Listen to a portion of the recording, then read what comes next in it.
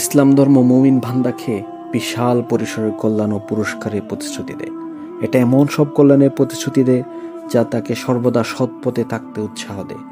ইসলামে অনেক প্রকার আমলের কথা বলা হয়েছে। আল্লাহ তাআলা আমল সম্পর্কে বলেছেন, নিশ্চয়ই তোমরা বেশি বেশি আমল করো, কারণ নেক আমলসমূহ বদ আমলসমূহকে দূর করে দেয়।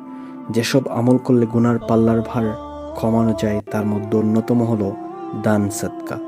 দান সদকা এমন একটি জিনিস যা মানুষকে সকল ধরনের পাপ থেকে পরিশুদ্ধ করতে সাহায্য করে। অন্যের প্রতি দয়াশীল হওয়া মানেই নিজের মনের মধ্যে এক শান্তির বাতাস বয়ে আনা।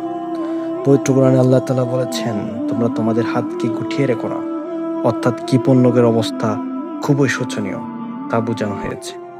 যারা কৃপণতার কারণে দান করতে পারে না তারা আল্লাহর রহমতও অর্জন করতে পারে না। কৃপণ ব্যক্তি যদি জানতো যে গরিবের জন্য টাকা পয়সা খরচ করে সে সুখ অর্জন করতে পারবে, তাহলে সে অবশ্যই দানের প্রতিযোগিতা করত। কোরআন আল্লাহ তাআলা বলেছেন, তোমাদেরকে যে রিজিক দান করেছি তা থেকে ব্যয় করো, যার অর্থ আল্লাহর দেয়া রিজিক থেকে নিজের জন্য, বাবা মার জন্য, সন্তানদের জন্য, স্ত্রীর জন্য ইত্যাদি নানা বিষয়ে সম্পদ ব্যয় করা, গরিবদের সাহায্য করা এবং আল্লাহর উদ্দেশ্যে দান করাকে বোঝানো হয়েছে।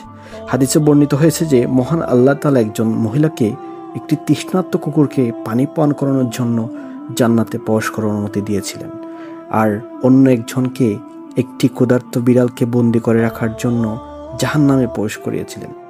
এই দুটি ঘটনা থেকে বুঝতে পারলাম আমাদের রব ছোটখাটো নেক আমলের বদলে বিশাল বিশাল পুরস্কার দান করেন এবং অন্যকে তার রিজিক থেকে বঞ্চিত করার ফলে কঠিন শাস্তিও দিয়ে থাকেন।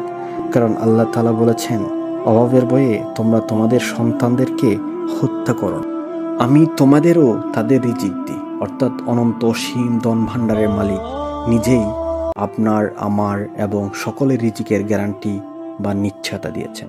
কোরআনে বর্ণিত হয়েছে, যে ব্যক্তি অনুপরিমাণ নেক আমল করবে সে তা দেখতে পাবে, আর যে ব্যক্তি অনুপরিমাণ মন্দ আমল করবে সে তাও দেখতে পাবে। হাদিসে এমন অসংখ্য সাহাবীর কথা বলা হয়েছে যারা নেক আমলগুলো ধৈর্য সহকারে পালন করতেন। যেমন আল্লাহ রাসূল সাল্লাল্লাহু আলাইহি ওয়াসাল্লামকে রক্ষা করার জন্য আবু বকর রাদিয়াল্লাহু মদিনার রাস্তায় নিজের জীবনকে ঝুঁকির মধ্যে ফেলে দিয়েছিলেন।